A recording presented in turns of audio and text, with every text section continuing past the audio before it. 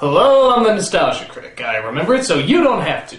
We put up with some pretty weird shit in our childhoods, didn't we? We had midget bears that made people feel better by shooting out their radioactive stomachs, premature reptiles that studied ninjutsu while eating processed Italian food, and an alien whose nose, quite frankly, should have been censored. Yet with all that strangeness going on, there are still a few select moments that stick out in the totally messed up department. These are known as the mindfuck moments. The times when not only are you looking at total craziness, but it's constantly being thrown at you and simply will not let up. It can be just a few moments, or it can sometimes be the length of the entire movie. Either way, there's absolutely nothing normal about it! Now, I've already mentioned the Tom and Jerry movie in another review, and trust me when I say that aborted atrocity doesn't have to be mentioned again. But there are still 11 other choices that deserve to be looked at and feared beyond reason. So, in this special surreal edition of the Nostalgia Critic, I'd like you to forget about your calm, logical reality and enter a world of crazy, insane, fucked up-tivity. This is the top 11 nostalgic mindfucks.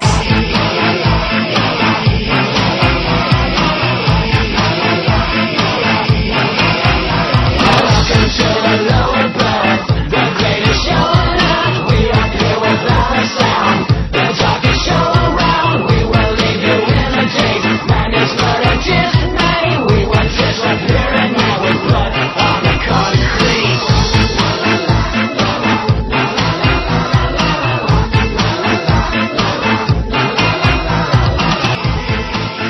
Number Banana. Toontown from Who Framed Roger Rabbit.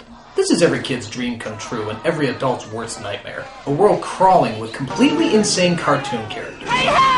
At first it sounds cool, but when you really get down to it, a lot of your favorite cartoon characters are fucking assholes. This little pity went to market. Every other second something's either shouting, exploding, or trying to kill you. It's like a weekend at Ted Nugent's house. Plus, it's probably the only time you'll see Bugs Bunny and Mickey Mouse together. That alone is pretty surreal. Yeah, so how's Pixar saving your ass this time, Mickey? Suck my enchanted ball sack, you hunk of shit! It was always bright and colorful, but it was also manic and totally out of control, making a simple daytime stroll a freaking fight for your life. Operating on cartoon logic, that is to say, no logic, Toontown definitely knew how to make us all grateful to be living in the real world. Tunes. Gets them every time. I'm a carrot. Number Balloon. Cool World. This is a horrible movie. It makes no sense, the acting is horrible, and nothing about it is funny or dramatic. But boy was it fucked up, creating a city of faces, a million violent residents, and just to make it as surreal as possible, Brad Pitt. You're dealing with shit here that's way over your head. Alright, I can take the madness and chaos of this world, but Brad Pitt? For some reason that's just too far! He's surreal enough just being with Angelina Jolie. He doesn't need any help from this movie. I've heard it bores me. Much like Toontown, Cool World was always loud and obnoxious. But rather than being bright and colorful, Cool World was dark and grainy, creating one of the coolest hellholes ever put on film. Unfortunately, it does its job a little too well. By the time this movie was over, I ran for the exit like the screen was on fire. And judging by the images, it was hard to tell whether it was or not. This place should be erased. Still, even for all its nonsensical anarchy, Cool World did have, well, nonsensical anarchy. And I guess that is something to be admired. We may not be real to you as yet, but we will be. Yes. Yes. Yes. Number Z. Dragon's Lair 2, Time Warp. Now I know it's kind of cheating putting a video game in the mix, but Dragon's Lair 2 was a fully 2D animated adventure, and was still enjoyable to watch even if you weren't playing it. Unlike the first arcade game that simply put you in different rooms in different situations, Dragon's Lair 2 actually moved like a story.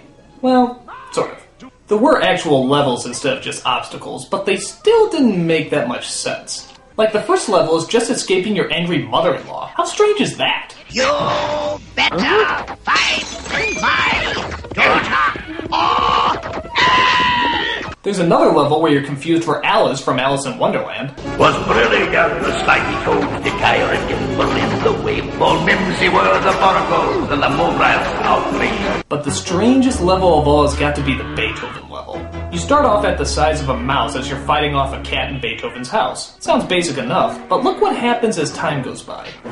Jack the What the hell? Why is the piano flying? Why is the cat breathing fire? And why did Beethoven suddenly turn into Elton John? We never get an answer for any of this, but to be honest, the answers will probably just confuse us more.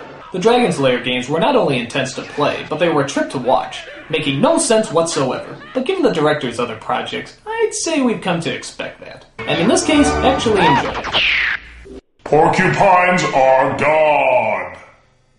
Next number. Number Toaster. The Paraphernalia Wagon from Grinch Night. The Grinch had a number of spin-offs after How the Grinch Stole Christmas, including Grinch Night, The Grinch Grinches the Cat in the Hat, and probably the most controversial, How the Grinch Killed Horton. But this was by far the strangest of them, as all the Who's down in Whoville are afraid of the Grinch coming down from his mountain and into the neighborhood. So it's up to a small boy named Euchariah to stand up to the Grinch and try to distract him. Why is he coming to town? Because the wind has changed. Why is everyone afraid of him? Because he's the Grinch, I guess. Okay, so this plot made absolutely no sense whatsoever. And given the stories of Dr. Seuss, that's saying a lot. On top of that, it's a very dialogue-heavy special with very little action or visuals. Euchariah said, Grandpa Josiah? and Grandpa Josiah said, Yes, Euchariah? and Euchariah said, Call the Grinch Alarm Center. and Grandpa Josiah said, Excellent suggestion. and Euchariah said, That is, until the Grinch opens up his paraphernalia wagon, or, as I like to call it, hell.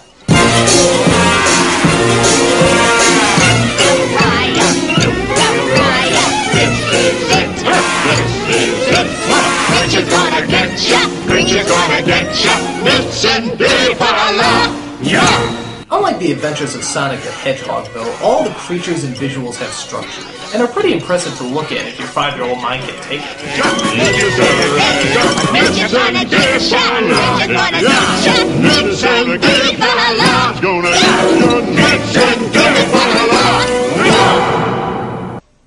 I just wet myself. Logical? No. Crazy? Nah. Fucked up beyond all recognition? You bet your friggin' ass. Grinch Night is one night on the town I think we'd all like to forget sooner than later. Now on to our next Wait a minute, this isn't right. Much better. Number Love. Raggedy Ann and Andy, a musical adventure. Now I know what you're thinking. How can a movie based on a prissy little doll have anything resembling a mindfuck moment? Well, just watch some of it. I'm coming! Is this endless eating all there is to be? The reason that is 'cause I love you.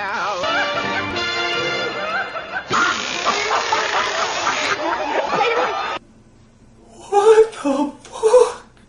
This was a weird friggin' movie with bizarre characters and strange settings.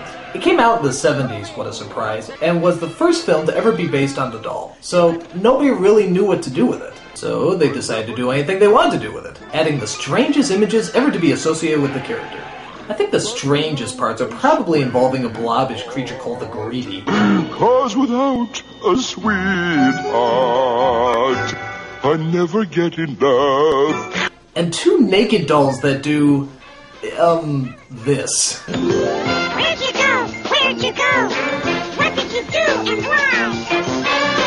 Tell us what you saw, dear Raggedy. We're so curious, we could die. Whoa! Raggedy Ann scares me! Most kids were freaked out by this movie, which caused a whole generation of kids to be scared by this fucking thing.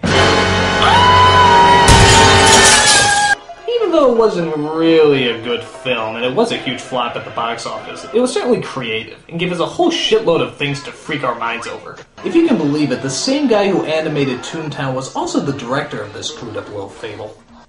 I know, quite a stretch, huh? I never thought I'd say this, but after seeing this movie, Raggedy Ann is just plain fucked up. Why, if it isn't Mr. Puppy! Hello, Mr. Puppy! Oh my god, a gorilla!